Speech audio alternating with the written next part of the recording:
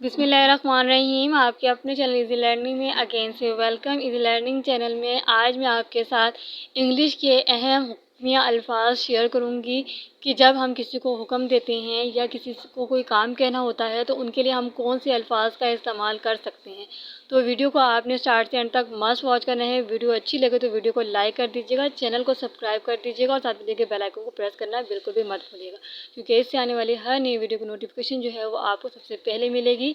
चलिए स्टार्ट करते हैं। इंग्लिश के अहम हुक्मिया अल्फाज। सिट डाउन, बैठ जाएं, सिट डाउन, बैठ जाएं। स्टैंड अप, खड़े हो जाओ, स्टैंड अप, खड़े हो जाओ। राइट इट, इसे लिखो, राइट इट, इसे लिखो।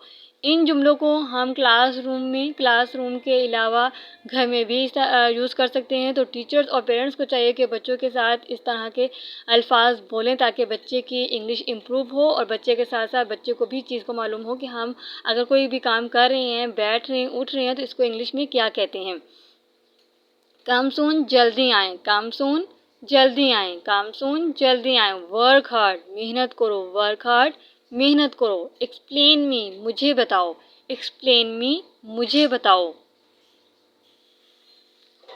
गो एट वंस, फ़ौरन आ जाओ, गो एट वंस, फ़ौरन आ जाओ। ब्रिंग इट, ये लाओ, ब्रिंग इट, ये लाओ, ब्रिंग इट, ये लाओ। डोंट फॉरगेट, भूलना मत, डोंट फॉरगेट, भूलना मत।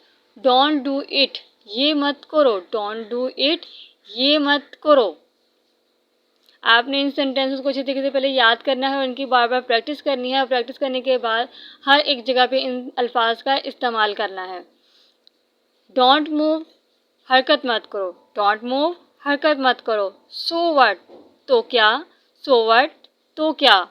गो अहेड, गो अहेड, आगे बढ़ें, गो अहेड, आगे बढ़ें।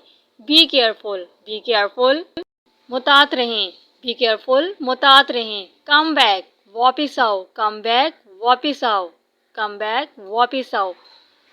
वीडियो को आपने ज़्यादा से ज़्यादा फ्रेंड्स एंड फैमिली में शेयर करना है और चैनल को सब्सक्राइब के साथ बेल आइकन को प्रेस करना लाजमी है। Thanks for